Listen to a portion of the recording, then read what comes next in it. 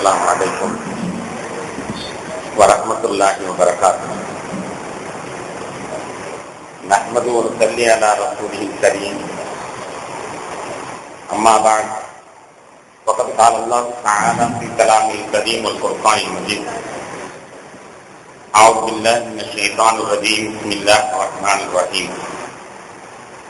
وما محمد إلا رسول قد خلت من قبله الرسل أفإن مات أو قتل انقلبتم على أعقابكم ومن ينقلب على عقبيه فلن يضر الله شيئا وسيجزي الله الشاكرين.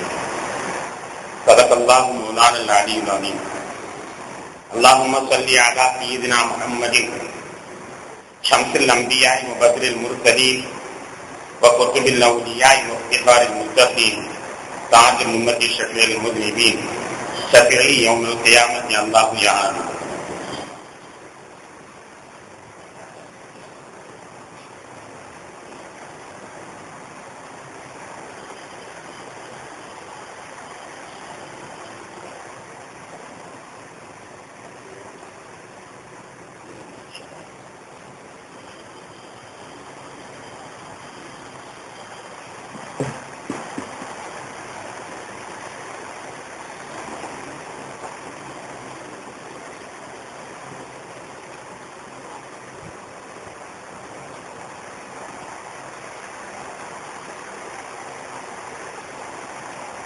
கணித்திற்கும் முடித்தான பெரியோர்களே, சகோதரர்களே, அல்லாஹ்வின் பேரர்களா 23ஆம் நாள் தராவின் தொழுகையை நிறைவேற்றிவிட்டு நாம் அமர்ந்திருக்கிறோம். சிறப்பான இந்த நாட்களில் அல்லாஹ் தஆலா தன்னுடைய அடியார்களுக்கு வழங்குகின்ற அனைத்து நற்பாக்கியங்களையும் நம் அனைவர்களுக்கும் தொந்தரவு கொள்வானாக.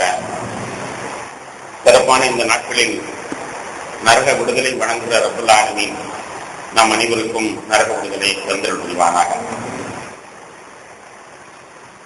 இந்திய 10 நாட்களில் ஒளிந்திருக்கின்ற லைலத்துல் கத்ராக இன்றைய தினமும் இருப்பதற்கான சாத்தியக்கூறு இருக்கின்ற காரணத்தினால் அல்லாஹ் தஆலா அந்த லைலத்துல் கத்ரை அடைந்து அதில் அவனுக்கு பொருத்தமான இபாதத்தில் ஈடுபட்டு அவனுடைய திருப்பொருத்தத்தை பெறக்கூடிய நல்ல அடியார்களாக நம்மை கபூல் செய்து கொள்வானாக.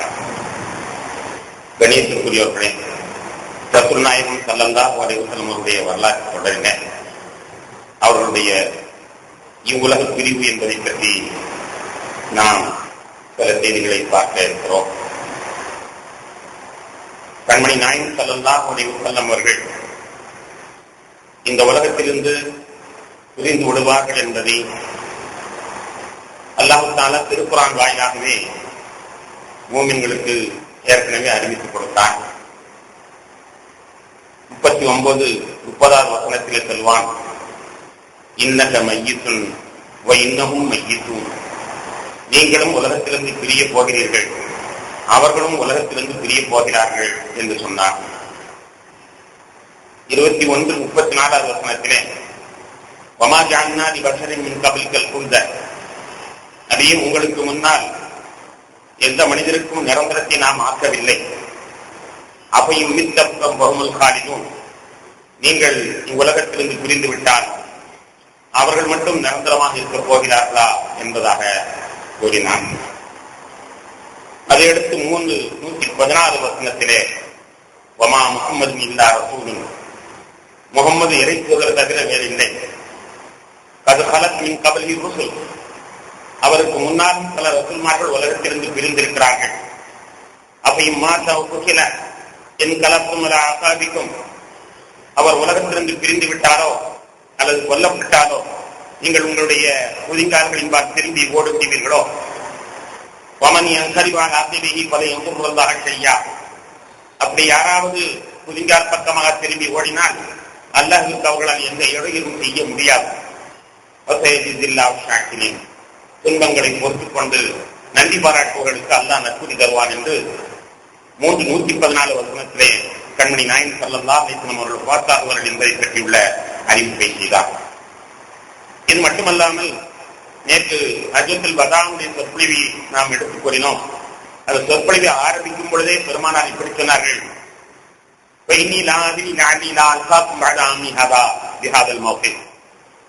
வரும் வருடம் இந்த இடத்தில் நாம் சந்திப்போம் என்பதாக நான் அறிய மாட்டேன் என நபிகள் நாயகம் ஸல்லல்லாஹு அலைஹி வஸல்லம் அவர்கள் குறிப்பிட்டு தன்னுடைய வஃபாத் என்பது சமீபத்தில் இருக்கிறது என்பதாக உணர்த்தினார்கள்.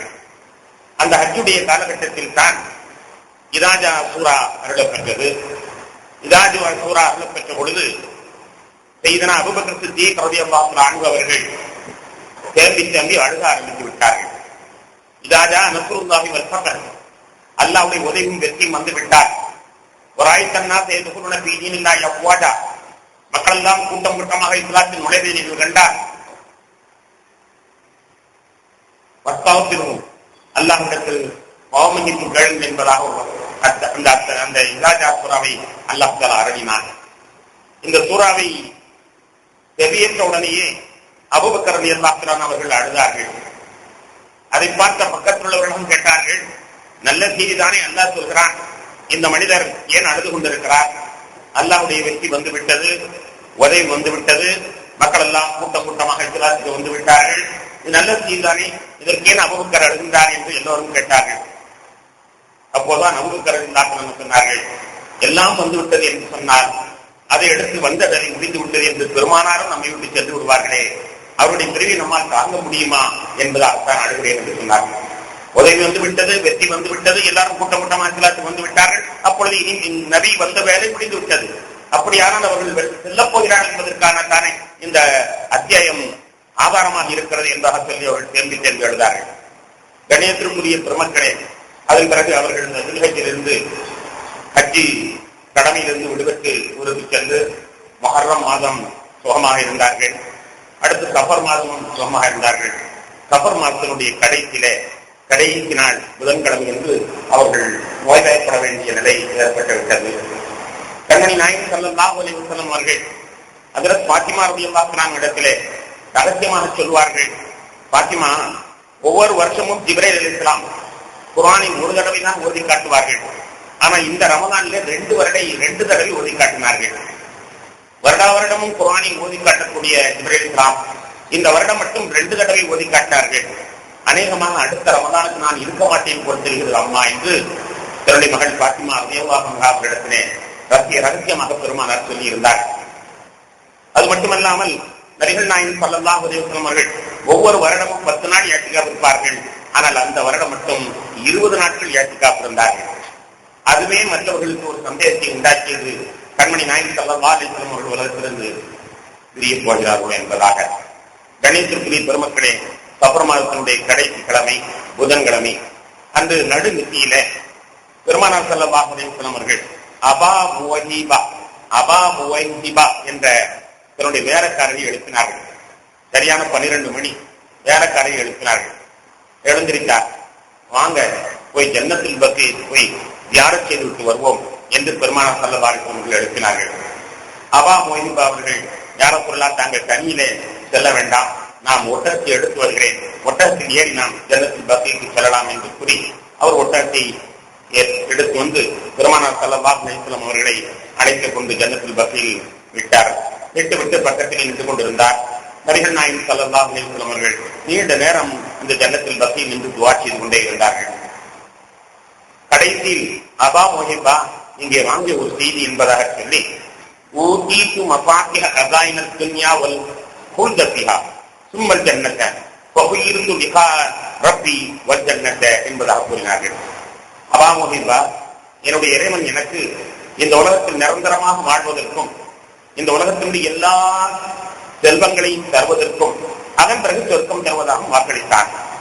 அல்லது அது வேண்டுமா, அல்லது ரப்பிடத்தில் வந்து விடுவீர்களா, அங்கும் சொர்க்கம் கிடைக்கும், எது வேண்டும் என்று என்னிடத்தில் கேட்டார். உலகத்தில் எல்லா செல்வங்களையும் தருகிறேன், நிரந்தரமாக வாழ்வதற்கு உரிமையும் தருகிறேன், கடைசியில் உங்களுக்கு சொர்க்கமும் கிடைக்கும், இது வேண்டுமா, அல்லது இப்பொழுதே அல்லாஹ்விடத்தில் வந்து விடுவீர்களா, வந்ததற்கு பிறகு சொர்க்கம் கிடைக்கும், எது வேண்டும் என்பதாக என்னிடத்தில் கேட்டான். நான் அல்லாஹ்வை தேர்ந்தெடுத்துக் கொண்டேன் என்பதாக கூறினார்கள். அதை செவியேற்ற உடனே அபா முவைஹிபா சொன்னார், யார சொல்லலாம், நிரந்தரமாக இருப்பதை நீங்க அல்லாஹ்விடத்தில் கேளுங்களேன், நிரந்தரமாக இருப்பதை நீங்கள் அல்லாஹ்விடத்தில் கேளுங்களேன் என்பதாக அபா முவைஹிபா என்ற அடிமை கூறுகிறார்.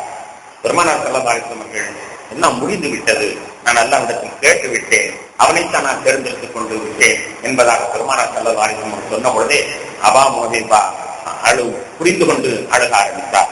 அதன் பிறகு நபிகள் நாயகம் ஸல்லல்லாஹு அலைஹி வஸல்லம் அவர்கள் அங்கிருந்து ஆயிஷா நாயகத்தினுடைய வீட்டிற்கு வந்தார்கள். ஆயிஷா நாயகத்துடைய வீட்டிலே நடந்த ஒரு நிகழ்ச்சி முன்னால் ஏற்கனவே சொல்லியிருக்கிறோம். பெருமானார் ஸல்லல்லாஹு அலைஹி வஸல்லம் அந்த ஒரு விதமான காய்ச்சல், ஒரு விதமான உடல்வலி, இந்த நிலையில் அவர்கள் வீட்டிற்கு வருகிறார்கள். வீட்டிற்கு வந்து ஆயிஷா எனக்கு தலைவலிக்கிறது என்பதாக கூறினார்கள். எனக்கு தலைவலிக்கிறது என்று கூறியவுடன் பெண்களுக்கே ஒரு ஏற்க, மாப்பிள்ளை அசர்ந்து போய் எனக்கு உடம்பு சரியில்லைன்னு சொன்னான்னா அந்த நேரத்தில் ஆறுதல் சொல்ல மாட்டார்கள். உங்களுக்கு மட்டும்தான் உடம்பு தெரியலையோ, எங்களுக்கு தான் ஜோதியம் இல்லை என்பதாக உடனடியாக அவர்கள் பாட ஆரம்பிப்பார்கள். நாங்க உடம்பு சரியில்லைன்னு சொல்லும் போதெல்லாம் உங்களுக்கு தெரியாது, தான் தான் பட்டாக்கம் தனக்கு தெரியும் என்பதாக ஏதாவது ஏடாகூடமாக பேசுவார்கள். இது பழக்கம். அந்த முறையில் ஆயிஷா நாயகத்தில் போய் பெருமானார் தனக்கு ஏற்படுகின்ற அந்த பலவீனத்தை அவர்கள் வஃபாத்தாகுவதற்கு அந்நாள் நெருங்கிவிட்டது. 13 நாட்களுக்கு முன்னால் நடந்த செய்தி. பெருமானார் வஃபாத்தாகுவதற்கு 13 நாட்களுக்கு முன்னால் நடந்த செய்தி. நடு நெற்றியிலே ஜன்னத்தின் பகுதியிலிருந்து விடைபெற்ற அவர்கள் மனைவிடத்திலே சொல்கிறார்கள், ஆயிஷா எனக்கு தலை ரொம்ப கடுமையாக வலிக்கிறது என்று. ஆயிஷா நாங்கள் எனக்கும் தான் தலை வலிக்கிறது என்றார்கள். உடனே பெருமானார் ஸல்லல்லாஹு அலைஹி வஸல்லம் அந்த நேரத்தை சங்கடமாக ஆக்க வேண்டாம் என்பதற்கான சிரிப்பதற்கான சொன்னார்கள், அப்படியானால் நீ தலைவலி வந்தா உனக்கு நீ இறந்துருவ, நீ இறந்தால் உனக்கு நானே தவனிடுவேன், உன்னை நானே தவனிடுவேன், உன்னை நானே அடக்கம் செய்வேன் என்பதாக கூறினார்கள். அப்பொழுது ஆயிஷா ரலியல்லாஹு அன்ஹா சொன்னார்கள், அது மட்டுமா செல்வீர்கள், சாயங்காலம் வேறொரு மனைவியின் வீட்டிற்கு சென்று விடமாட்டீர்களா என்று அவர்கள் சொன்னார்கள். பெருமானார் ஸல்லல்லாஹு அலைஹி வஸல்லம் இப்பொழுது எனக்கு தலைவலிக்கிறது என்று சொன்னார்கள். ஆக பெருமானார் யதார்த்தமாக தனக்கு தலைவலிக்கிறது என்று சொல்வதை அதற்கு ஆயிஷா ரலியல்லாஹு அன்ஹா அவர்கள் சீரியஸாக அந்த நேரத்தில் எடுத்துக் கொள்ளவில்லை. ஆனால் நேரமாக பெருமானார் ஸல்லல்லாஹு அலைஹி வஸல்லம் நேரிலே கடுமையான காய்ச்சல் ஏற்பட ஆரம்பித்து விட்டது. கடுமையான காய்ச்சல் ஏற்பட்டால் இடையிலேயே அவர்களுக்கு மயக்கமும் வர ஆரம்பித்து விட்டது. பெருமானார் ஸல்லல்லாஹு அலைஹி வஸல்லம் இந்த கடைசி நேரம் வரை தினமும் ஒரு வீடு என்ற அந்த முறை மாறாமல் இருந்து கொண்டிருக்கிறார்கள். அப்படி பலகீனமான நேரத்திலையும் ஒரு வீடாக சென்று கொண்டிருக்கும் பொழுது இடையிலே கேட்பார்கள், ஐநான கதன், ஐநான கதன், நாளைக்கு எந்த வீடு, நாளைக்கு எந்த வீடு என்று கேட்பார்கள். எப்பொழுதும் கேட்காத நபிகள் நாயகம் ஸல்லல்லாஹு அலைஹி வஸல்லம் உடல் பலகீனமான நேரத்திலே நாளைக்கு எந்த வீடு, நாளைக்கு எந்த வீடு என்று கேட்கிறார்கள் என்றவுடன் எல்லா துணைவிகளும் சேர்ந்து சொன்னார்கள், பெருமானார் ஸல்லல்லாஹு அலைஹி வஸல்லம் பலகீனப்பட்டு விட்டார்கள், இனிமேல் ஒவ்வொரு வீடாக அவர்கள் வந்திருக்க வேண்டிய அவசியம் இல்லை, எல்லாருமாக சேர்ந்து ஆயிஷா நாயகத்திற்கு வீட்டிலே இருப்பதற்கு நாம் அனுமதி கொடுத்து விடுவோம் என்று பெண்கள் எல்லாம் சேர்ந்து ஹஜ்ரத் ஆயிஷா அவருடைய வீட்டிலேயே நபிகள் நாயகம் ஸல்லல்லாஹு அலைஹி வஸல்லம் அவர்கள் இருப்பதற்காக உத்தரவு கொடுத்து விடுகிறார்கள். பெருமானார் ஸல்லல்லாஹு அலைஹி வஸல்லம் ஆயிஷா நாயகத்துடைய வீட்டிற்கு அழைத்து வரப்பட்டார். அப்படி அழைத்து வரப்படும் பொழுதே பலகீனத்தின் காரணமாக ஒரு பக்கத்திலே ஃபத்ல் இப்னு அப்பாஸ் ரலியல்லாஹு கையை பிடித்துக் கொண்டிருக்க, இன்னொரு பக்கத்தில் ஹஜ்ரத் அலி ரலியல்லாஹு அவர் கையை பிடித்துக் கொண்டிருக்கிற பெருமானார் ஸல்லல்லாஹு அலைஹி வஸல்லம் கால்கள் போடு ஒத்த நிலையில் தான் வீட்டிற்கு வருகிறார்கள். ஆயிஷா நாயகத்துடைய வீட்டிலேயே இருக்கிறார்கள். இடையிடையே காய்ச்சல் ஏற்படுவதும் இடையிடையே மயக்கம் ஏற்படுவதுமாக இருந்து கொண்டிருந்தார்கள். ஒரு நாள் அவர்கள் மயக்கம் ஏற்றிருக்கிற நேரத்தில் ஆயிஷா நாயகம் சொன்னார்கள், யாரோ சொல்லலாம், இந்த பாட்டி வைத்தியத்துல சில இலைகளை கட்டி கொடுப்பார்கள், அந்த மாதிரி உங்களுக்கு நாங்கள் தரட்டுமா என்று கேட்டார்கள். இல்லை, எனக்கு யாரும் இப்படிப்பட்ட பிரச்சனை எல்லாம் தரக்கூடாது, நான் பிரிவதற்கு நாள் நெருங்கிவிட்டது, இந்த காய்ச்சல் உடம்போடு தான் நிற்கும் தவிர மருந்து கொடுத்து இது குணமாகாது, அதனால எனக்கு பச்சை எல்லாம் தர வேண்டாம் என்பதாக நபிகள் நாயகம் ஸல்லல்லாஹு அலைஹி வஸல்லம் சொல்லிவிட்டார். ஒரு நாள் அவர்கள் மயக்கமாக கிடக்கிறார்கள். ஹஜ்ரத் அப்பாஸ் ரலியல்லாஹு வந்தார்கள். வந்தவர்கள் விடுவிடு என்று வேகமாக பச்சலையை தட்டி அந்த காலத்து வைத்திய முறை பிரகாரம் பெருமானாரும் மயக்கமுக்கு இருக்கின்ற நேரத்திலேயே அவருடைய வாயிலே அந்த பச்சலையை புகட்டி விட்டார். கண் விழித்து பார்க்கிறார்கள், பச்சலை புகட்டப்பட்ட அடையாளம் தெரிகிறது. கேட்டார்கள், யார் பச்சலை போட்டியது? யாரும் சொல்ல, உங்களுடைய சிறை தந்தை அப்பாஸ் தான் பச்சலை போட்டினார். நான் தான் சொன்னேன், யாரும் பச்சலை தரக்கூடாது எனக்கு என்று. அந்த பச்சலை மிச்சம் இருக்கிறதா என்று கேட்டார்கள். மிச்சம் இருக்கிறது, எடுத்து வாருங்கள். எடுத்து வந்து அந்த வீட்டில் உள்ள யார் யாரெல்லாம் அந்த நேரத்தில் இருந்தார்களோ அவர்கள் புறம் குடியுங்கள் என்பதாக ரசூலுல்லாஹி ஸல்லல்லாஹு அலைஹி வஸல்லம் சொன்னார்கள். காய்ச்சல் உள்ளவர்களுக்கு மருந்து கொடுத்ததினால் அது பெருமானாரிடத்திலே உத்தரவு இல்லாமல் கொடுத்த காரணத்தினால் அதற்கு தண்டனையாக காய்ச்சல் இல்லாதவர்கள் இந்த பச்சனையை சாப்பிட வேண்டும் என்று பெருமானார் சொன்ன பொழுது எல்லோருக்கும் கொடுக்கப்பட்டது. அந்த நேரத்தில் ஹஜ்ரத் மைமூனா ரலியல்லாஹு அன்ஹா அவர்கள் நோன்பாளியாக இருந்தார்கள். பெருமானாரிடத்தில் தகவல் தரப்பட்டது, நோன்பு வைத்தது, நோன்பை திறக்க சொல்லுங்கள், பச்சலையை ஊட்டுங்கள் என்பதாக பெருமானார் ஸல்லல்லாஹு அலைஹி வஸல்லம் சொன்னார். கண்ணியத்திற்குரியவர்களே, ஆயிஷா நாயகத்தில் சொல்வார்கள், மா அஸாரு அஜிது அலம தஆம் இல்லதி அகல்து கைபர் வஹாதா அவான் வஜதத் இன்னிகா அபஹரி மின் தாலிக்கும். ஆயிஷா, அன்னைக்கு கைபரிலே நான் சாப்பிட்ட அந்த உணவு, அதனுடைய நஞ்சுதான் என்னுடைய உடம்பிலே வேலை செய்து கொண்டிருக்கிறது. என்னுடைய நாடி நரம்புகள் எல்லாம் உடைத்துக் கொண்டு வெடிக்கூடுமோ என்று நான் அஞ்சுகிறேன் என்பதாக நபிகள் நாயகம் ஸல்லல்லாஹு அலைஹி வஸல்லம் சொன்னார்கள். கணேசனுக்குரியவர்களே, இப்படியே ஆயிஷா நாயகத்தின் வீட்டிலே இருந்து கொண்டிருந்தார்கள். ஒரு 5 நாட்களுக்கு முன்னால், அதாவது வியாழக்கிழமை, பெருமானார் ஸல்லல்லாஹு அலைஹி வஸல்லம் அவர்கள் உலகத்திலிருந்து பிரிவதற்கு 5 நாட்களுக்கு முன்னால் வியாழக்கிழமை என்று காலையிலே அவர்களுக்கு கடுமையான மயக்கம் வந்துவிட்டது. மயக்கம் வந்த உடனேயே மயக்கம் சற்று தெளிந்தவுடன் சொன்னார்கள், 7 கணக்கு நீரை கொண்டு வந்து என் தரையிலே கொட்டுங்கள், நான் மக்களை சந்திக்கப் போகிறேன், மக்களிடத்தில் உரையாற்றப் போகிறேன் என்று சொன்னார்கள். 7 கணக்கு நீரை கொண்டு தரையில் கொட்டுங்கள், நான் மக்களை சந்திக்கப் போகிறேன். நபிகள் நாயகம் ஸல்லல்லாஹு அலைஹி வஸல்லம் காலத்திலே மதீனாவில் 7 கிணறுகள் இருந்தது. அந்த 7 கிணற்றுடைய தண்ணீரும் மருத்துவத்திற்கு பிரசித்தி பெற்றவைகள். பெருமானார் அந்த 7 கிணத்து நீரையும் எடுத்து வந்து அதனுடைய முடிக்கை அகற்றாமல் அப்படியே என்னுடைய தரையில் கொட்டுங்கள் என்று சொல்கிறார்கள். ஒரு பெரிய பாத்திரத்தில் உட்கார வைக்கப்பட்டு பெருமானார் ஸல்லல்லாஹு அலைஹி வஸல்லம் அவர்களுக்கு அந்த தண்ணீர் ஊட்டப்படுகிறது. 7 தண்ணீரை ஊற்றிய பிறகு, 7 குடத்து தண்ணீரை ஊற்றிய பிறகு போதும் போதும் என்று சொன்னார்கள். அதன் பிறகு உடனே தரையில் ஒரு துண்டை கட்டி கொண்டு நண்பர்களை நான் சந்திக்கப் போகிறேன் என்று நண்பர்களை எல்லாம் அழைத்து வர சொன்னார்கள். வியாழக்கிழமை அதிகாலை எல்லா மக்களையும் பெருமானார் ஸல்லல்லாஹு அலைஹி வஸல்லம் அவர்கள் சந்திக்கிறார். சந்திக்கும் போது ஒரு சொற்பொழிவை ஆற்றுகிறார். எடுத்த உடனே சொன்னார்கள், அல்லாஹ் தஆலா ஒரு அடியாருக்கு நிரந்தரமாக வாழ வேண்டுமா அல்லது என்னிடத்தில் வருகிறீர்களா என்று கேட்டான். அந்த அடியார் அல்லாஹ்வை தேர்ந்தெடுத்துக் கொண்டார் என்று சொன்னார்கள். ஒரு அடியாருக்கு காலமெல்லாம் வாழ வேண்டுமா அல்லது என்னிடத்தில் வந்து விடுகிறீர்களா என்று அல்லாஹ் கேட்டார். அந்த அடியார் அல்லாஹ்வை தேர்ந்தெடுத்துக் கொண்டார் என்று சொன்னார்கள். சொன்ன உடனே ஹஜ்ரத் அபூபக்கர் ரலியல்லாஹு தஆலா அவர்கள் தேம்பி அழுக ஆரம்பித்தார்கள். அவர்களுக்கு புரிந்துவிட்டது அந்த அடியார் யார் என்று. அந்த அடியார் தேர்ந்தெடுத்து விட்டார், நிச்சயமாக நம்மை இனிமேல் தேர்ந்தெடுக்க மாட்டார். அந்த அடியார் அல்லாஹ்வை தேர்ந்தெடுத்து விட்டார், நிச்சயமாக நம்மை இனிமேல் தேர்ந்தெடுக்க மாட்டார் என்று சொல்லி ஹஜ்ரத் அபூபக்கர் ரலியல்லாஹு தஆலா அவர்கள் அழுகிறார்கள். அழுவதை பார்த்த நபிகள் நாயகம் ஸல்லல்லாஹு அலைஹி வஸல்லம் அவர்கள் சொன்னார்கள், நான் எல்லோருக்கும் யார் யாரெல்லாம் எனக்கு உபகாரம் செய்தார்களோ அவர்களுக்கெல்லாம் நான் நன்றிக்கடனை செய்துவிட்டேன். அபூபக்கருக்கு மட்டும்தான் கொஞ்சம் நன்றிக்கடன் பாக்கியாக இருக்கிறது. நான் ஹிஜ்ரத்துக்கு புறப்படுகிற பொழுது அவர் எனக்காக வேண்டி கதவை திறந்து காத்திருந்தாரே, அதற்கு மட்டும் நான் இன்னும் நன்றிக்கடன் செய்யவில்லை. எனவே நீங்கள் இந்த பள்ளிவாசலுடைய எல்லா கதவுகளையும் அடைத்து விடுங்கள். வெளியிலிருந்து வரக்கூடிய சுருக்கு பாதைகள் எல்லாம், குறுக்கு பாதைகள் எல்லாம் அடைத்து விடுங்கள். மெயின் கேட் மட்டும் என்ட்ரன்ஸாக வந்து போகக்கூடிய இடமாக இருக்கட்டும். ஆனால் அபூபக்கருடைய வீட்டின் வாசனை நோக்கி இருக்கின்ற அந்த வாசனை மட்டும் அடைக்க வேணாம் என நபிகள் நாயகம் ஸல்லல்லாஹு அலைஹி வஸல்லம் அவர்கள் சொன்னார்கள். நான் கலீலாக யாரையும் எடுத்துக் கொள்வதாக இருந்தால் அபூபக்கரை கலீலாக எடுத்திருப்பேன். நெருங்கிய நண்பனாக, உயிர் தோழனாக நான் எடுப்பதாக இருந்தால் அபூபக்கரை நான் உயிர் தோழனாக எடுத்துக் கொண்டிருந்திருப்பேன். ஆனால் நான் அல்லாஹ்வை உயிர் தோழனாக எடுத்துக்கொண்ட காரணத்தினால் இவரை நான் கலீலாக எடுத்துக்கொள்ள முடியவில்லை. சாதாரண நட்பு இவரோடு இருக்கிறது என்பதாக மட்டும் கூறினார்கள். அதன் பிறகு சொன்னார்கள், அன்சாரிகள் வர வர அவர்கள் பெருக்கம் இல்லாமல் இருந்து கொண்டிருக்கிறார்கள். ஆனால் முஹாஜிர்கள் தினமும் கூடிக்கொண்டே செல்கிறார்கள். முஹாஜிர்கள் கூடிக்கொண்டே செல்கிறார்கள், அன்சாரிகளுடைய எண்ணிக்கை குறைந்து கொண்டே வருகிறது என்று சொல்லிவிட்டு அன்சாரிகளுக்கு நீங்கள் நல்லது செய்யுங்கள், அன்சாரிகள் ஏதாவது உங்களுக்கு தீமை செய்து விட்டால் அதை நீங்கள் மன்னித்து விடுங்கள், அன்சாரிகளுக்கு இந்த அரசாங்கத்திலே நல்ல சலுகை இருக்கட்டும் என்பதாக கூறிவிட்டு அதன் பிறகு பொதுமக்களிடத்திலே ஒரு அறிவு செய்கிறார்கள். இனிமேல் இது போன்ற ஒரு மேடையிலே நீங்கள் என்னை பார்க்க முடியாது. வலன் தரவுனி மகானி தீக்கும், இந்த இடத்தில் இனிமேல் நீங்கள் என்னை பார்க்க முடியாது. அதனால் நான் ஒன்று சொல்கிறேன், உங்களில் யாரையாவது நான் துன்புறுத்தி இருந்தேனால், அடித்திருந்தேனால் உடனே நீங்கள் என்னிடத்திலே அதை அடித்து தீர்த்துக் கொள்ளுங்கள். இதோ என்னுடைய முதுகு தயாராக இருக்கிறது. உங்களுக்கு யாருக்காவது நான் பணம் தர வேண்டியது இருக்குமானால் அதை நீங்கள் என்னுடைய செல்வம் இருக்கிறது, அதை சொல்லி கடனை திருப்பி வாங்கிக் கொள்ளுங்கள். உங்களில் யாரையாவது நான் திட்டி இருப்பேனேயானால் நீங்கள் இப்பொழுதே என்னை பதிலுக்கு திட்டி நீ உங்களுடைய படியை தீர்த்துக் கொள்ளுங்கள் என்று சஹாபாக்களிடத்தில் கூறினார்கள். சஹாபாக்கள் எல்லாம் அழுகண்ணீராகத்தான் இருந்தார்கள், தவிர ஒருவர் கூட பதில் பேசவில்லை. அப்போது பெருமானார் ஸல்லல்லாஹு அலைஹி வஸல்லம் சொன்னார்கள், போனால் போகட்டும், ரசூலுல்லாஹ் மன்னித்து விட்டு விட்டேன் என்று மறுவாழ்த்து சொல்வதை நான் விரும்ப மாட்டேன். போனால் போகட்டும், ரசூலுல்லாஹ் மன்னித்து விட்டு விட்டேன் என்று எவரும் சொல்வதை நான் விரும்ப மாட்டேன். உங்களுக்கு யார் வழி வாங்கிக் கொள்கிறாரோ அவர்தான் என்னிடத்தில் பிரியமானவர்.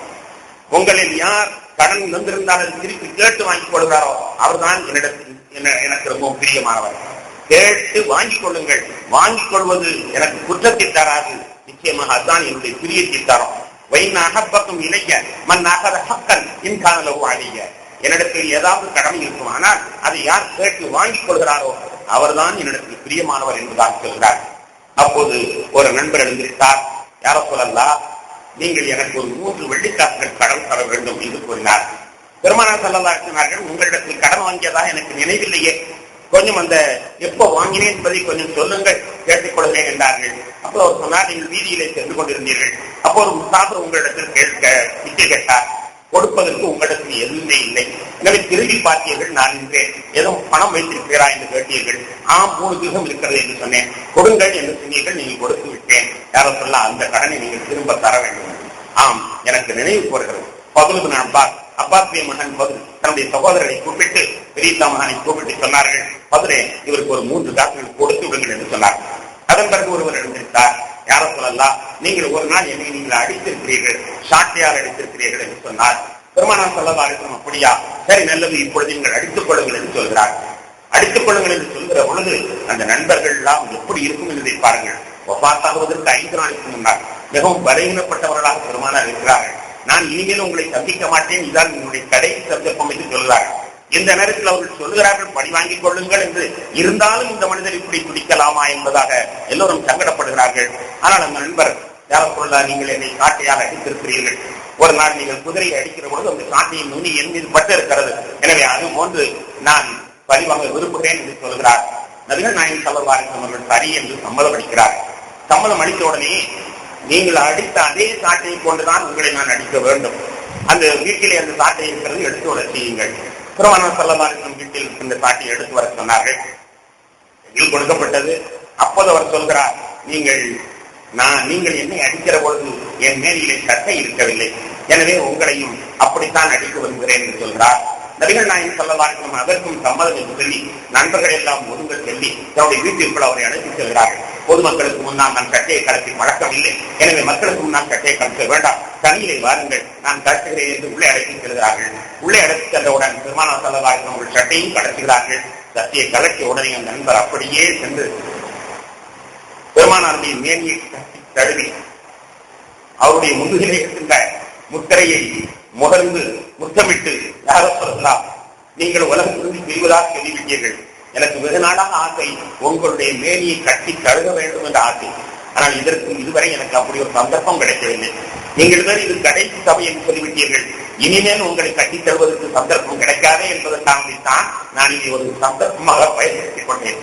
ஆனால் நீங்கள் குதிரை அடித்த பொழுது காட்டை என் மீது பட்டது உண்மைதான், நான் அதை பழிவாங்குவதற்காக இப்பொழுது நான் பிடிக்கவில்லை, உங்களை கட்டி அழைக்க வேண்டும், உங்க உடம்போடு உடம்போடு ஒட்டி அப்படி தேய்த்து சுமகமடைய வேண்டும் என்று நான் எதிர்பார்த்திருந்தேன், அதற்கான வாய்ப்பு தான் இதனை பயன்படுத்திக் கொண்டேன் என்று சொல்லி அழுகின்றே அவர்கள் வெளியில் வருகிறார்கள் என்பதை நாம் பார்க்கிறோம். கணேசன் பெருமக்களே, நபிகள் நாயகம் ஸல்லல்லாஹு அலைஹி வஸல்லம் அவர்கள் கடைசியாக மக்களுக்கு காட்சி அளித்த தருணம் அதுதான்.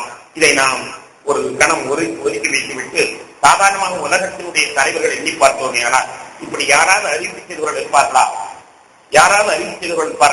யாருக்காவது நான் துன்பம் செய்திருந்தால் அதை இப்பொழுதே நீங்கள் கணக்கு எடுத்துக் கொள்ளுங்கள். யாரிடமாவது கடன் வாங்கிக் கொண்டிருந்தால் கடனை வாங்கிக் கொள்ளுங்கள். யாரையாவது திட்டி இருந்தால் திட்டிக் கொள்ளுங்கள். இனிமேல் மறு உலகத்திற்கு போகும் பொழுது நான் எந்த கேஸும் நிச்சயம் இருக்கதாக போகக்கூடாது.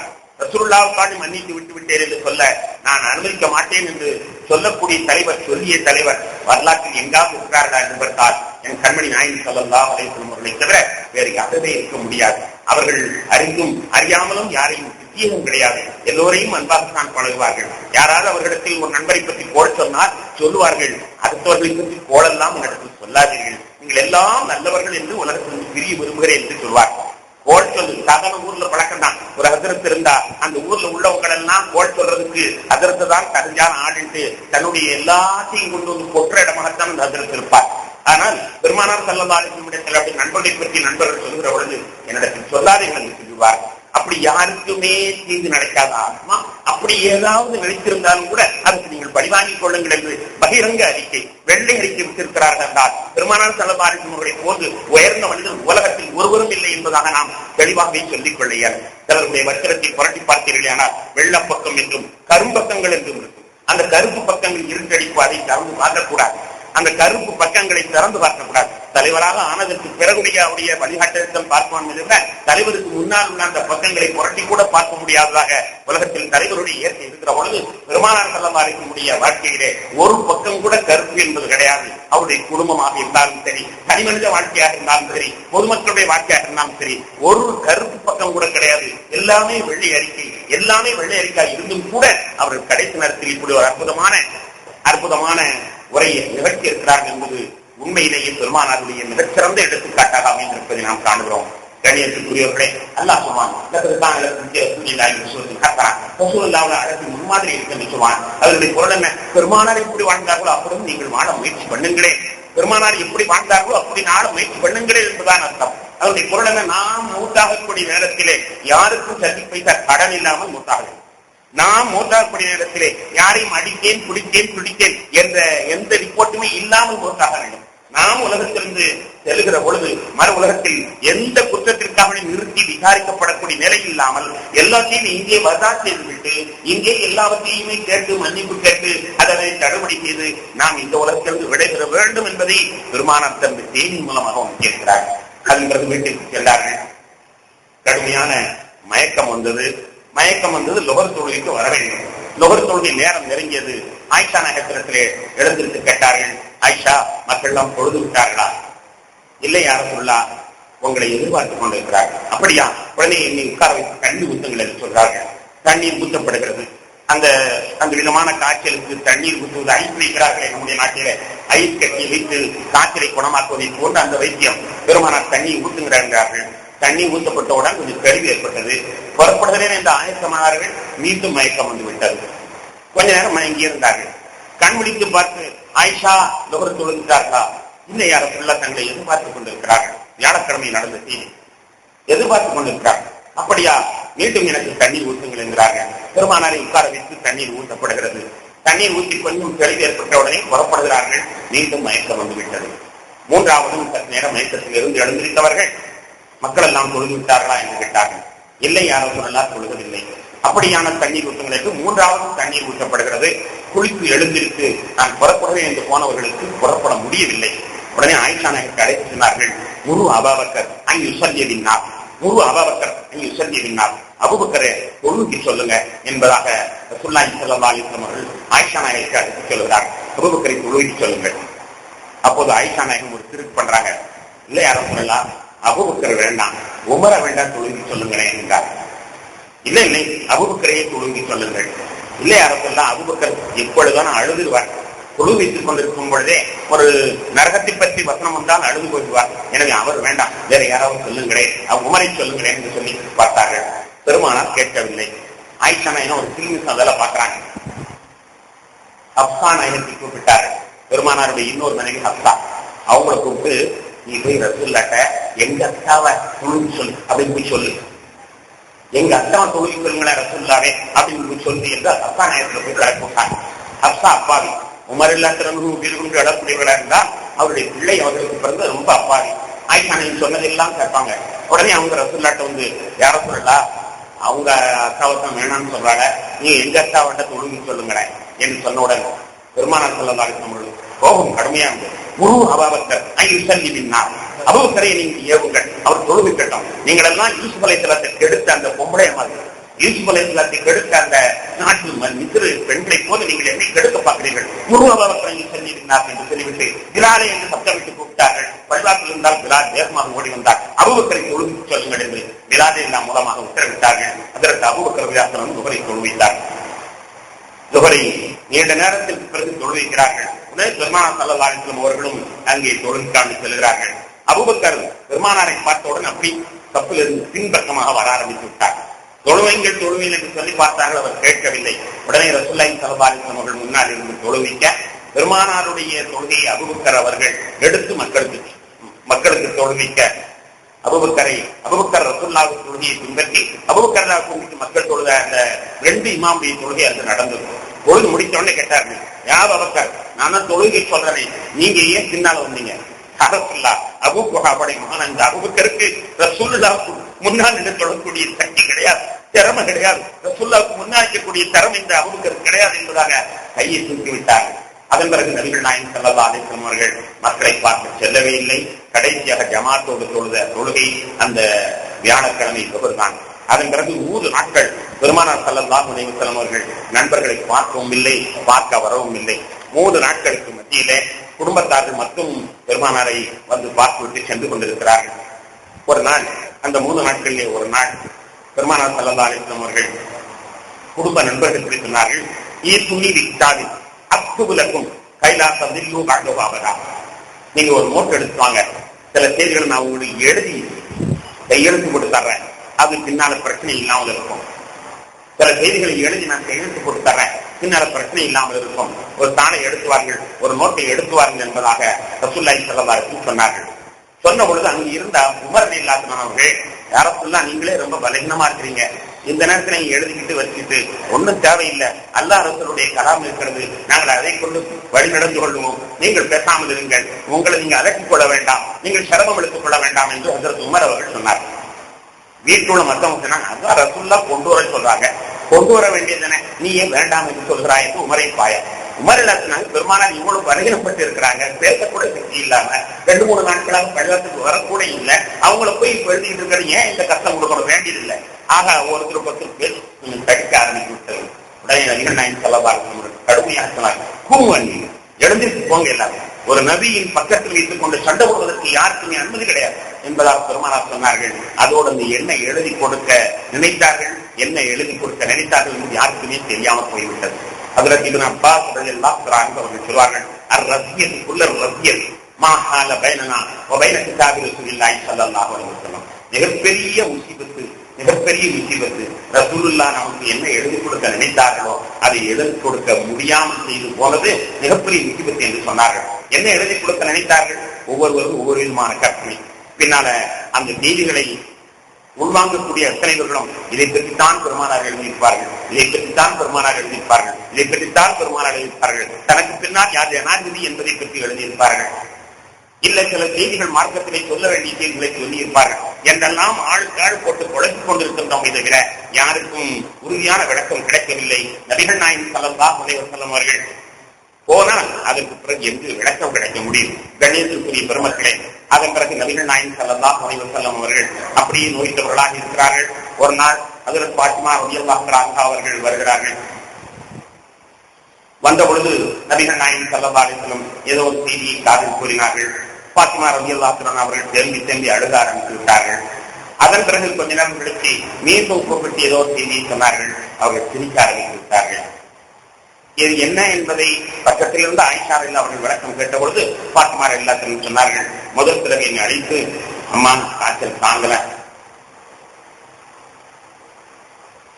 அநேகமாக நான் இந்த காய்ச்சலிருந்து எழமாட்டேன் கொடுத்திருக்கிறது என்று சொன்னார்கள். சொன்ன உடனே வானமே என் தலையில் இடிந்து விடுவதை போல் எனக்கு துக்கம் ஏற்பட்டு விட்டது. நான் அழுவதை என்றுமே காண சகிக்காத என்னுடைய தந்தை அவர்கள் திரும்பவும் என்னை அழைத்து கூப்பிட்டார்கள். அழகாதம்மா, நம்ம குடும்பத்துல நீ சீக்கிரமா என்னை வந்து சேர்ந்து விடுவாய், நம்முடைய குடும்பத்தில் முதலாக என்னை வந்து தரக்கூடியவள் நீதான், இந்த 5-6 மாதம் நீ பொறுத்துக்கொள், 5-6 மாதத்தில் நீ என்னை வந்து சேர்ந்து விடலாம் என்று சொன்னார்கள். எனக்கு சிரிப்பு வந்து விட்டது. பெருமாள் நீங்க போனால் போகவில்லை, நான் தான் அடுத்த 6 மாதத்தில் போய் அவர்களை சந்திக்கப் போகிறேன் என்று எனக்கு தைரியம் வந்து விட்டது என்பதாக ஹஜ்ரத் ஃபாத்திமா ரலியல்லாஹு அன்ஹா அவர்கள் விளக்கம் சொல்கிறார்கள். இப்படிப்பட்ட காலகட்டத்திலே அலி ரலியல்லாஹு அன்ஹு வீட்டை விட்டு வெளியில் செல்கிறார்கள். அப்போது அப்பாஸ் ரலியல்லாஹு அன்ஹு சந்தித்து, என்ன அலி எப்படி இருக்கிறார்கள்? ரசூலுல்லாஹ் அல்ஹம்துலில்லாஹ் நல்லா இருக்காங்க, அல்ஹம்துலில்லாஹ் நல்லா இருக்காங்க. சரி அலியே, நீ என்னை ரசூலுல்லாஹ்ட்ட அழைச்சிட்டு போ, இந்த குடும்பத்துல மௌத்து வந்துட்டா அவங்க முகத்தை பார்த்தா நான் கண்டுபிடிச்சிருவேன், மௌத்தானா அல்லது இன்னும் கொஞ்சம் நாடு இருக்குதாங்கிற நான் கண்டுபிடித்துக் கொள்வேன். சிலர் நாடி பிடிச்சு பார்த்து சொல்லுவேன்னு சொல்வார்கள் அல்லவா, அது போன்று அப்பாஸ் ரலியல்லாஹு சொல்றாங்க, எனக்கு அந்த முகத்தை பார்த்தாலேயே என்னங்கிறது தெரியும், நீ அழைச்சி போன்னு சொல்றாங்க. சரின்னு அலி ரலியல்லாஹு அன்ஹு அழைச்சிட்டு வந்தாங்க. அழைச்சிட்டு வந்து உள்ள காட்டி விட்டு திருப்பி அழைச்சிட்டு வெளியில போனாங்க. வெளியே போனோன்னு சொல்றாங்க, அலி ரலியல்லாஹு அன்ஹு இல்ல இனிமே திரும்பி வரமாட்டாங்க அப்படின்னு சொல்லி அப்பாஸ் ரலியல்லாஹு சொல்றாங்க. சொல்லிட்டு அதுக்கப்புறம் சொன்னாங்க, அலியே நீ வந்து அடுத்து நிர்வாகத்துக்கு யார் பொறுப்பு நீ கேட்டியா என்று அலி ரலியல்லாஹு கூறி விடுறாங்க. அடுத்து நிர்வாகத்துக்கு யார் பொறுப்பு அது நீ கேட்டு தெரிஞ்சியா என்று கேட்டார்கள். அப்ப அலி ரலியல்லாஹு சொன்னாங்க, நான் கேட்கல, நீ கேளு. இல்ல நான் கேட்க மாட்டேன், நான் போய் கேட்டு உங்களுக்கு கிடையாதுன்னு அல்லா என்னையும் சொல்லி ரசூலுல்லாஹ் சொல்லிட்டாங்கன்னா மக்கள் அதற்கு பிறகு எனக்கு அதிகாரத்தை தரவே மாட்டாங்க. நான் போய் கேட்க ரசூலுல்லாஹ் உங்களுக்கு கிடையாதுன்னு சொல்லிட்டாங்கன்னா மக்கள் அதற்கு பிறகு எனக்கு அதிகாரத்தை தரவே மாட்டாங்க. எனவே நான் கேட்க மாட்டேன், அவர்கள் வந்தாலும் சரி தராவிட்டாலும் சரி, அடுத்த யாரு என்பதை அவர்கள் சொல்லிவிட்டு சென்றாலும் சரி சொல்லிவிடாமல் சென்றாலும் சரி நான் கேட்க மாட்டேன் என்பதாக சொல்லிவிட்டார்கள். அதன் பிறகு அவர்கள் கேட்கவே இல்லை. நபிகள் நாயகம் ஸல்லல்லாஹு அலைஹி வஸல்லம் அவர்கள் நோய்த்தவர்களாக இருக்கிறார்கள். பெருமானார் ஸல்லல்லாஹு அலைஹி வஸல்லம் அவர்கள் அந்த கடைசி நேரத்தில் பட்ட துன்பங்கள் ரொம்பவும் கடுமையாக இருக்கிறது. அவர்களுக்கு கடுமையான மயக்கம் வருவதும் மயக்கம் தெளிவதும், பக்கத்தில் உள்ள தண்ணீரை எடுத்து எடுத்து முகத்திலே அப்பிக்கொள்வதும், ஆயிஷா நாயகத்துல எப்பொழுதுமே சொல்வார்கள், ஆயிஷா நாயகத்தில் பெருமானார் ஆயிஷா நாயகம் சொல்வார்கள், எப்பொழுதும் ரசூலுல்லாஹ்வுக்கு உடல் நலமில்லாமல் இருக்குமானால் புல்லுவதற்கு பின்னால் 3 சூறா ஓதி உடம்பெல்லாம் தடவிக்கொள்வது அவருடைய வழக்கம். சும்மா சாதாரணமாக உடல்நலம் இல்லாமல் இருந்தாலேயே புல்லுவதற்கு பின்னால் 3 சூறாக்களை ஊதி உடம்பெல்லாம் தடவிக்கொள்வது வழக்கம். ஆனால் பலகீனப்பட்ட பொழுது அவர்களால் ஓதக்கூட முடியவில்லை, அவர்களால் ஓதக்கூட முடியவில்லை, கையை தூக்கி உடம்பெல்லாம் தடவக்கூட முடியவில்லை. அந்த நேரத்தில் என்னிடத்தில் சொல்வார்கள், ஐஷா நீ புல்லுவதற்கு நான் ஓதுவல்ல, அது ஓதி என் மேல ஊதிவிடு என்று சொன்னார்கள்.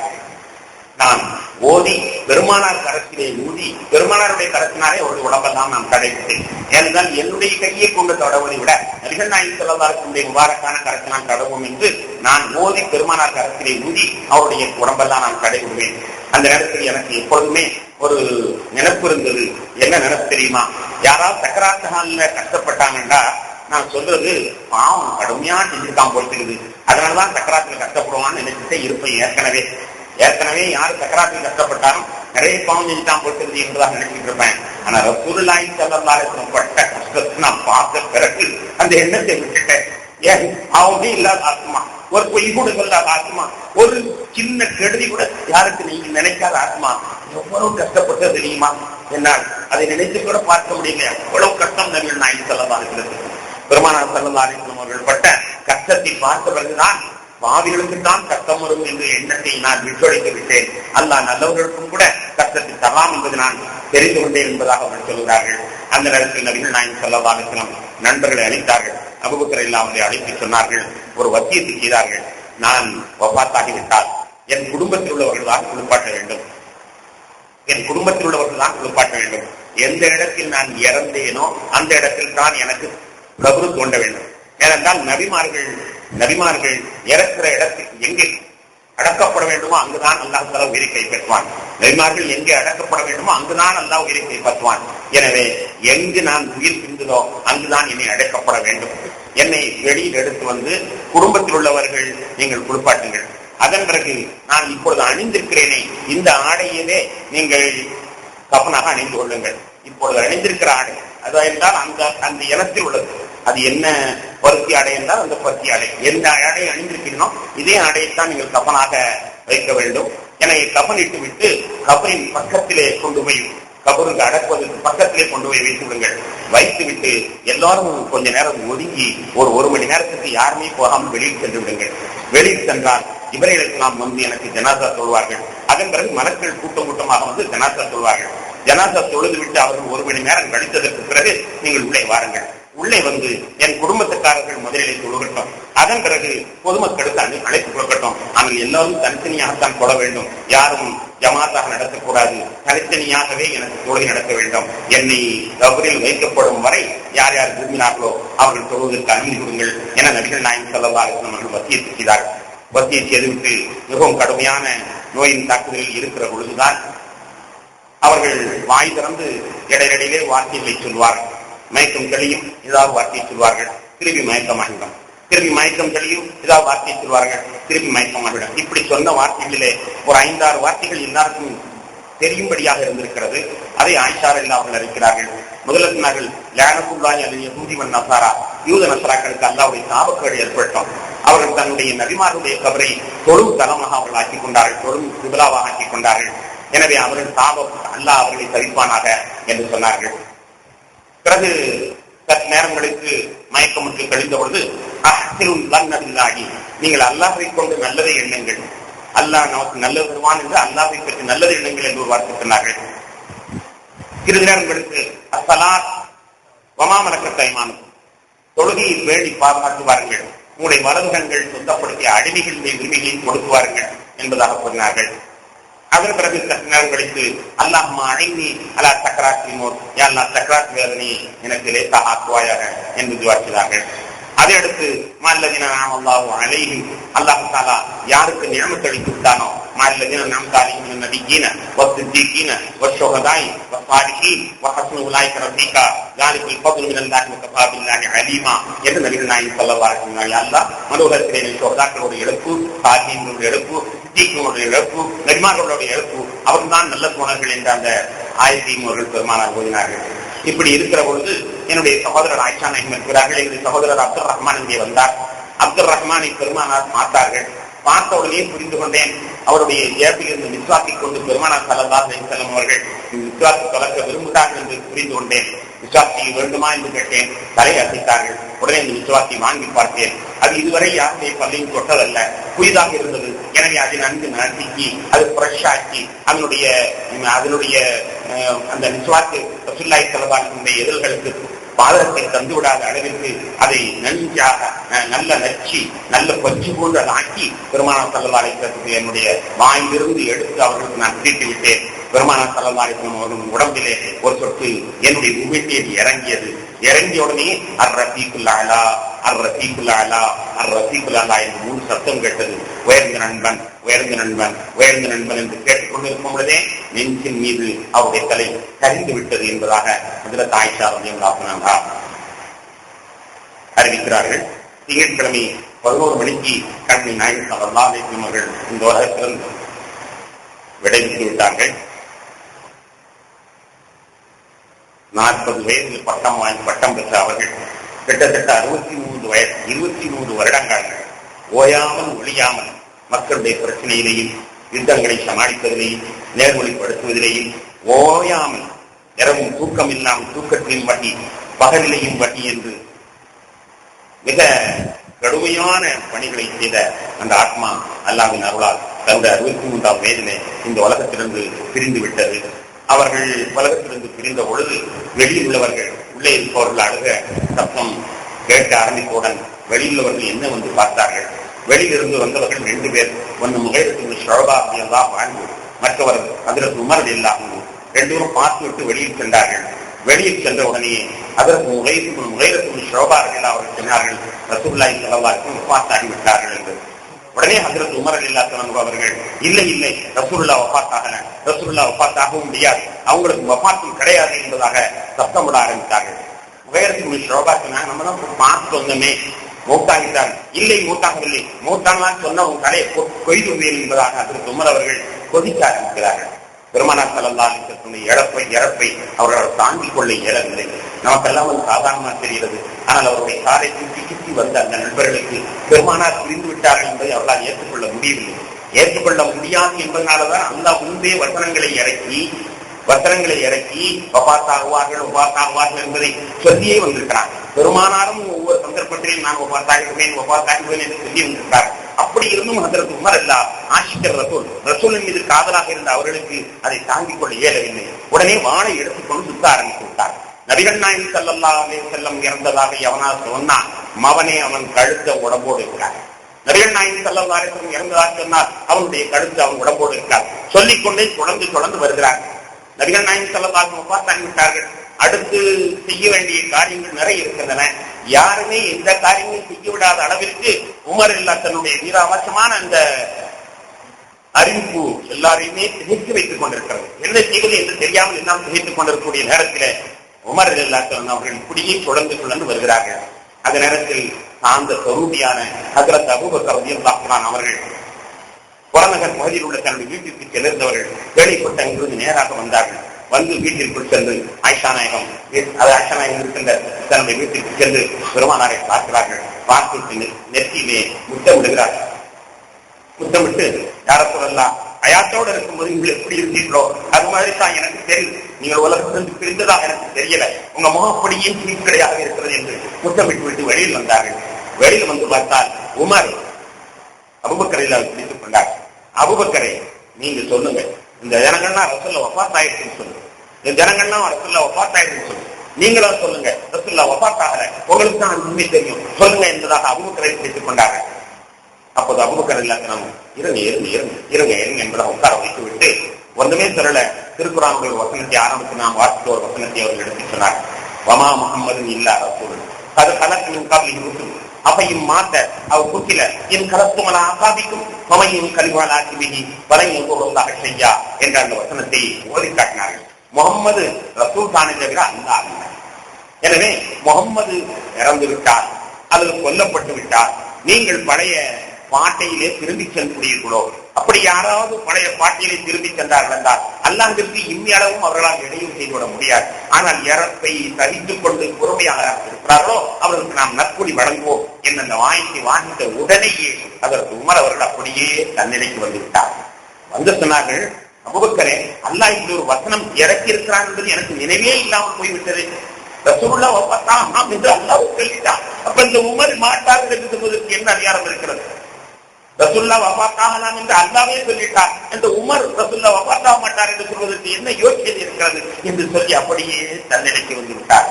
அதன் பிறகு நபிகள் நாயகம் ஸல்லல்லாஹு அலைஹி வஸல்லம் அவர்களுடைய உடலுக்கு செய்ய வேண்டிய மற்ற காரியங்களை செய்வதற்காக வேண்டி சஹாபாக்கள் தயாரானார்கள். அப்போது ஹஜ்ரத் அபூபக்கர் ரலியல்லாஹு அவர்களும் உமர் ரலியல்லாஹு அவர்களும் பெருமானாரை பார்க்க போகிறார். உள்ளே வீட்டிற்கு செல்லும் பெருமானார் ஹயாத்தோடு இருப்பதை போன்று இரண்டு பேரும் உரையாடுகிறார். ஹஜ்ரத் அபூபக்கர் ரலியல்லாஹு சொல்வார்கள், யா ரசூலல்லாஹ், அன்னைக்கே நீங்க சொன்னீங்க அல்லாஹ் தஆலா ஒரு மனிதனுக்கு நீடித்த ஆயுள் வேண்டுமா அல்லது ரப்புடைய தர்பார் வேண்டுமான்னு கேட்டான்.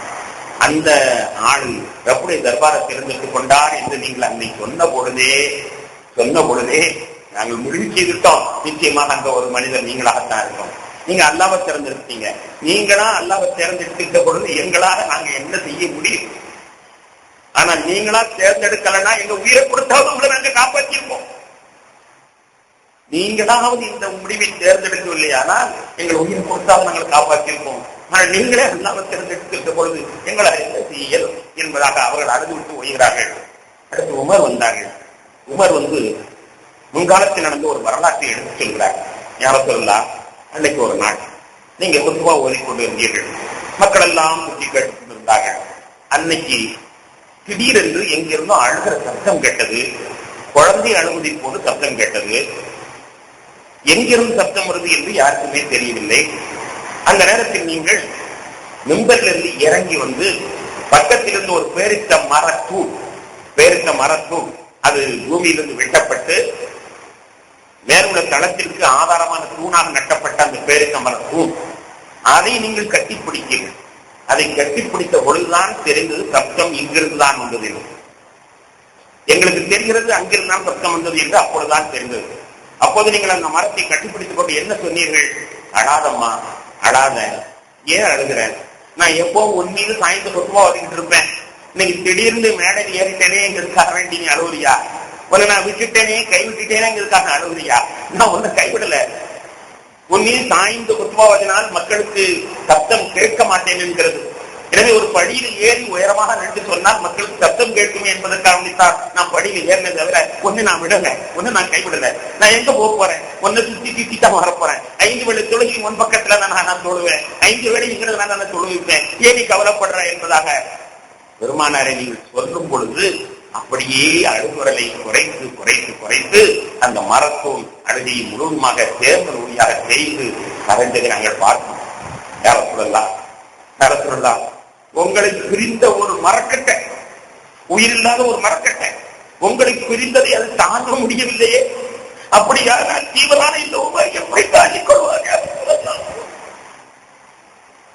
அந்த மரக்கட்டை உயிர் இல்லாதது மட்டுமல்ல, நீங்கள் அன்று வஃபாத்தாகி விடவில்லை, அன்று நீங்கள் வஃபாத்தாகி விடவில்லை, அதன் மீது ஏறவில்லை என்ற காரணத்திற்காக வேண்டி என்னை விட்டு பிரிந்து விட்டார்களே என்று அது எண்ணியது என்றால் 24 மணி நேரம் உங்கள் காலடியை சுற்றி சுற்றி வந்த இந்த உமர் ரசூலுல்லாஹை பார்க்க எங்க போவார்? ரசூலுல்லாஹ்வுடைய உத்தரவை கேட்க எங்க போவார்? ரசூலுல்லாஹை பார்க்க எங்க போவார்? எனவேதான் நான் யா ரசூலுல்லாஹ் குத்தி மழுகி போய்விட்டேன், என்னால் இந்த செய்தியை நம்பவே முடியவில்லை. எனவேதான் உங்கள் விஷயத்திலே ரசூலுல்லாஹ் வஃபாத் கிடையாது என்று பகிரங்கமாக நான் அறிவித்தது உண்மைதான். ஆனால் பைத்தியம் அடைந்து விட்டேன், உங்களை இழந்தது நான் என்னால் கட்டுப்படுத்த இயலவில்லை, அதனால் தான் அழுதேன் யா ரசூலுல்லாஹ். மரத்தூடே உங்களுடைய பெருமை தாங்க முடியவில்லையானால் இந்த உமர் எப்படி தாக்கிக் கொள்வாங்க யா ரசூலுல்லாஹ் என்று அழுகிறார். கண்ணியத்திற்குரியவர்களே, அருமை நாயகம் ஸல்லல்லாஹு அலைஹி வஸல்லம் அவர்களுக்கு அழுதுவிட்டு அதன் பிறகு அவர்கள் அந்த இடத்தை விட்டு அழுகிறார்கள். அதன் பிறகு குளிப்பாட்டுவதற்கான ஏற்பாடு செய்யப்படுகிறது. குளிப்பாட்டும் பொழுது பெருமானார் ஏற்கனவே சொன்ன பிரகாரம் அவனுடைய குடும்பத்தார்கள் குளிப்பாட்டுவதற்கான ஆயத்தமாகிறார்கள். ஆயிஷா நாயகி சொல்கிறார்கள், நான் முன்பே சுதாரிக்காம போயிட்டேன், ரசூலுல்லாஹ்ட்ட நான் குளிப்பாட்டுறேன்னு சொல்லிட்டு நான் உத்தரவு வாங்கிக்கொண்டு நினைச்சிட்டு இருந்தேன். ஆனா முதல்ல பெருமான இடத்துல கேட்காம போயிட்டேனே, எனக்கு அந்த வாக்கியம் இல்லையே. ஹஜ்ரத் ஆயிஷா அவர்கள் சொல்கிறார். கடைசியில் ஹஜ்ரத் அலி ரலியல்லாஹு அன்ஹு, அப்பாஸ் ரலியல்லாஹு அன்ஹு, ஃபதுல் ரலியல்லாஹு அன்ஹு, உஸாமா ரலியல்லாஹு அன்ஹு அவருடைய குடும்பத்தை அங்கத்தினர்கள் அங்கே குளிப்பாட்டுவதற்காக ஆயத்தமாகிறார்கள். குளிப்பாட்டும் பொழுது எப்படி குளிப்பாட்டுவது என்பதை ஆடைகளை எல்லாம் மற்றவர்களுக்கு கடத்துவதை கொண்டு கடத்தி விட்டு குளிப்பாட்டுவதா அல்லது ஆடைகளை கடத்தாமல் குளிப்பாட்டுவதா என்பதாக இந்த பிரச்சனை ஏற்படுகிற பொழுது எங்கிருந்து ஒரு சப்தம் கேட்டது. நான் ரசூலுல்லாஹி ஸல்லல்லாஹு அலைஹி வஸல்லம் சௌபஹு, ரசூலுல்லாஹி ஸல்லல்லாஹு அலைஹி வஸல்லம் ஆடையை நீங்கள் கடத்தாதீர்கள் என்பதாக ஒரு சப்தம் கேட்டது. சப்தம் கேட்ட உடனேயே யாருமே கடத்தவில்லை. ஹஜ்ரத் அலி ரலியல்லாஹு அன்ஹு சொல்றார்கள், நான் குளிப்பாட்டுகிறேன். குளிப்பாட்டும் போது பெருமானார் ஸல்லல்லாஹு அலைஹி வஸல்லம் சொன்ன செய்தி ஒன்று எனக்கு நினைவு வந்தது. நான் சின்ன பிள்ளையாக இருக்கும் பொழுது, நான் கருவிலிருந்து பிறந்த பொழுது என்னுடைய தாயார் என்னை கஅபத்துல்லாஹ்வில் வைத்துத்தான் பெற்றெடுத்தார்கள். என்னை பெற்றெடுத்தார்கள். அப்படி பெற்றெடுத்த பொழுது பெருமானார் தான் எனக்கு என்னுடைய தாயாருக்கு பிரசவம் பார்த்திருக்கிறார்கள். கஅபத்துல்லாஹ்வுடைய கட்டடத்துக்கு உள்ளால் வைத்து பெருமானார் தான் என்னை பிறப்பதற்கு பிரசவம் பார்த்திருக்கிறார்கள். அதன் பிறகு குழந்தையை எடுத்து ரம்சம் நீரினால் கழுவியிருக்கிறார்கள். என்னை கழுவும் பொழுது பெருமானார் சொன்னார்களாம், சுட்டி பயலே, உன்னை நான் குளிப்பாட்டுகிறேன், நீ என்னை குளிப்பாட்டுவா என்று சொன்னார்கள். சுட்டி பயலே, உன்னை நான் கழுகின்றேன், நீ என்னை கழுகுவா என்று சொன்னார்களாம். அது எனக்கு நினைவு வந்தது. பெருமானார் ஸல்லல்லாஹு அலைஹி வஸல்லம் அவர்கள் நான் பிறந்த பொழுது சொன்ன அந்த வார்த்தை அப்படியே எனக்கு இப்பொழுது நசீபாக கிடைத்திருக்கிறது, அவளை குளிப்பாட்டுவதற்கு எனக்கு பாக்கியம் கிடைத்திருக்கிறது என்பதாக ஹஜ்ரத் அலி ரலியல்லாஹு அன்ஹு சொல்றார்கள். எனக்கு நினைவு வந்தது. அதன் பிறகு நபிகள் நாயகம் ஸல்லல்லாஹு அலைஹி வஸல்லம் அவர்களை குளிப்பாட்டி அதன் பிறகு பெருமானார் சொன்ன வசியத்தின் பிரகாரமே நாங்கள் கொண்டு போய் கபரின் பக்கத்திலே வைத்துவிட்டு எல்லோரும் ஒதுங்கிக் கொண்டோம். ஒரு மணி நேரம் யாருமே அந்த பக்கம் செல்லவில்லை. அதன் பிறகு குடும்பக்காரர்கள் அபூபக்கர், உமர் போன்ற முக்கியமானவர்கள் அந்த வீட்டிற்குள் எத்தனை பேர் கொள்ளுமோ அவங்க மட்டும் தனித்தனியாக தொழுது கொண்டிருந்தார்கள். கிட்டத்தட்ட 2 நாட்கள் பெருமானார் ஸல்லல்லாஹு அலைஹி வஸல்லம் வஃபாத்தாகி திங்கட்கிழமை பகல் 11 மணிக்கு வஃபாத்தானார்கள். அடக்கப்பட்டது செவ்வாய் மாலை புதன் இரவு தான் இஷாவிற்கு பிறகு அடக்கம் செய்யப்பட்டது. அதுவரை அருமை நாயகம் ஸல்லல்லாஹு அலைஹி வஸல்லம் அவர்களை பல பேர் வந்து தனித்தனியாக தொழுது கொண்டே இருந்தார்கள். கண்ணியத்துக்குரிய பெருமக்களே, பெருமானார் ஸல்லல்லாஹு அலைஹி வஸல்லம் அவர்கள் வஃபாத்தானவுடன் அடுத்த ஜனாதிபதியை தேர்ந்தெடுக்க வேண்டும். நாட்டினுடைய மரபு என்றும் நாம் பார்க்கிறோம். அந்த இறுதி கடமை நடப்பதற்கு முன் அடுத்த ஜனாதிபதி தேர்ந்தெடுக்க வேண்டும் என்ற ஒரு மரபு இருக்கிறது. அந்த மரபிற்காக வேண்டித்தான் பெருமானார் ஸல்லல்லாஹு அலைஹி வஸல்லம் அவர்களை 2 நாட்கள் தாமதப்படுத்த வைக்கப்பட்டிருந்தது. நம்ம நினைக்கலாம், ரசூலுல்லாஹ் நம்மளையெல்லாம் சீக்கிரமா அடக்குங்க சொன்னாங்க, அவங்கள மட்டும் 2 நாள் வைக்கப்பட்டிருக்கிறது என்று. பெருமானாரை 2 நாள் வைக்கப்பட்டதற்கான காரணம் அரசாங்க ரீதியில அடுத்த ஜனாதிபதியை தேர்ந்தெடுக்க வேண்டும். திங்கட்கிழமை எல்லாம் துக்கமாக இருந்த காரணத்தினால் யாருமே அவர்களுக்கு அடக்குவதற்கான அடுத்த ஜனாதிபதி தேர்ந்தெடுப்பதற்கு யாருமே முயற்சிக்கவில்லை. செவ்வாய்க்கிழமை தான் முயற்சித்திருக்கிறார்கள். செவ்வாய்க்கிழமை ஒரு வாரியாக அபூபக்கர் எல்லாரும் தேர்ந்தெடுப்பது என்று முடிவு செய்து எல்லாரும் அவர்களை ஜனாதிபதியை ஏற்றுக்கொண்ட பிறகுதான் அவர்களை அடக்க வேண்டும் என்ற நிலை ஏற்பட்டதினால் செவ்வாய்க்கிழமை வரை பெருமானார் ஸல்லல்லாஹு அலைஹி வஸல்லம் அவருடைய தஃபன் எடுத்து வைக்கப்பட்டது. அதன் வரை மக்கள் எல்லாம் சென்று தொழுது கொண்டே வந்தார்கள். அடக்கி தொழுது கொண்டு அதன் பிறகு அடக்க வேண்டிய தருணம் வந்து அடக்கினார்கள். அடக்கி முடித்து விட்டு வெளியில் வந்தவுடன் ஹஜ்ரத் ஃபாத்திமா ரலியல்லாஹு அன்ஹா அவர்கள் யா பத்தா அஜாப ரப்பன் தஆ யா பத்தா மின் ஜன்னத்தில் ஃபிர்தௌஸி மாவா யா பத்தா இலா ஜிப்ரீல் தஆ என்பதாக அழுகிறார்கள். எனது தந்தையே, கர்த்தாவே, அல்லாஹ்வுடைய அழைப்பை ஏற்றுக்கொண்டு போய்விட்டீர்களா? எனது தந்தையே, ஜன்னத்தில் ஃபிர்தௌஸ் தான் வேண்டும் என்று போய்விட்டீர்களா? என்னுடைய தந்தையே, ஜிப்ரீல் தான் உங்களுக்கு தோழர் என்று போய்விட்டீர்களா என்பதாக அழுகிறார்கள். அழுதுவிட்டு அனஸ் ரலியல்லாஹு கூப்பிட்டு சொன்னார்கள், யா அனஸ் அதாபத்தன் துக்கோம் அந்த பொண்ணும் ரசூலுல்லாஹ் வித்தலாதே சஜ்ஜோ அரசே சந்தோஷம் தானே? இப்போ ரசூலுல்லாஹ் கொண்டு மண்ணோ தள்ளி வந்தீங்க, இப்போ உனக்கு திருப்தி தானே என்பதாக அனஸ் ரலியல்லாஹு குறித்து திட்டுகிறார்கள். உடனே அனஸ் ரலியல்லாஹு அவர்கள் அழுத ஆரம்பித்தார்கள். அழுகை ஆரம்பித்தால் அவர்கள் விலாப்பக்கங்கள் எல்லாம் சுருங்கிக் கொள்ளும் அளவிற்கு அங்கிருந்து அனஸ் ரலியல்லாஹு அழுகை சொன்னார்கள், பெருமானார் என்று மதீனாவுக்கு இருந்தார்களோ அன்று இந்த ஊரே வெளிச்சமாக தெரிந்தது. ஆனால் பெருமானார் இறந்த உடனே ஊரே எனக்கு இருட்டாக போய்விட்டது என்று சொல்கிறார்கள். ஹஜ்ரத் அலி ரலியல்லாஹு அன்ஹு அவர்கள் அப்படியே கை கால்கள் எல்லாம் முடக்கம் செய்யப்பட்டவர்களை போன்று அப்படியே படுத்து விட்டார்கள் ஒரு நாள். ஹஜ்ரத் உஸ்மான் அவர்கள் ஒரு நாள் முழுவதும் பேச முடியாத ஆகிவிட்டார்கள். ஹஜ்ரத் அப்துல்லாஹ் இப்னு உனைஸ் ரலியல்லாஹு என்ற ஒரு சஹாபி பேர்க்கமல தோப்பிலே அவர் வேலை பார்த்துக் கொண்டிருந்தார். பெருமானார் ஸல்லல்லாஹு அலைஹி வஸல்லம் அவர்கள் வஃபாத்தானார்கள் இந்த செய்தி அவர்களுக்கு போய் கிடைத்தது. போய் கிடைத்தவுடன் உடனே அவர் என்ன செய்தார் தெரியுமா? தன் 2 கையையும் கண்களுக்குள் விட்டு அப்படியே தோண்டி வெளியே விட்டார். தன்னுடைய 2 விரல்களையும் கண்ணுக்குள் நோண்டி கண்ணை வெளியில் பிடித்து எறிந்து விட்டார். ரசூலுல்லாஹை பார்த்த கண்களினால் இனிமேல் நான் வேறொரு பொருளை பார்க்க மாட்டேன்.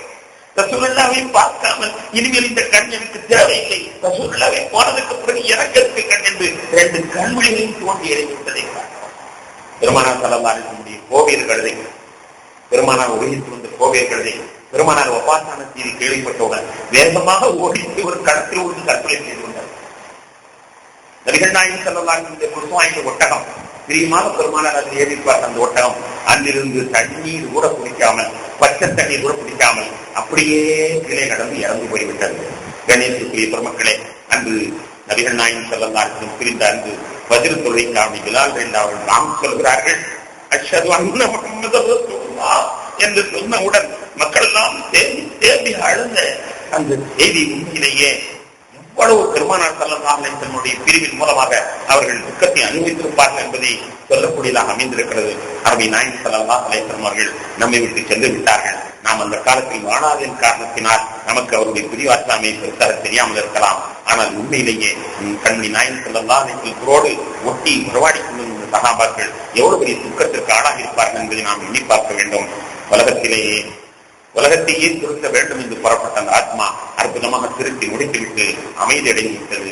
அல்லாஹ் தஆலா அவர்களுடைய எல்லா விதமான செயல்களையும் அல்லாஹ் பொருந்திக் கொண்டு விட்டான். அவர்களுக்கு நற்கூலியும் அல்லாஹ் வழங்குகிறான். ஷரப்பாக அவர்களை அல்லாஹ் தேர்ந்தெடுத்துக் கொண்டான். அதுபோன்றே நம் அனைவரும் தேர்ந்தெடுப்பானாக என்று கேட்டு நிறைவுமாக வாஹுர்தான் அல்ஹம்துலில்லாஹி ரப்பில் ஆலமீன். بسم الله الرحمن الرحيم الحمد لله رب العالمين اللهم صل على سيدنا مولانا محمد وعلى ال سيدنا مولانا محمد وبارك وسلم عليه ربنا تقبل منا انك انت السميع العليم وتب علينا انك انت التواب الرحيم وصلى الله تعالى وسلم على خير خلقه سيدنا محمد واله وصحبه اجمعين والحمد لله صلى الله على محمد عليه وسلم صلى الله على محمد صلى الله عليه وسلم صلى الله على محمد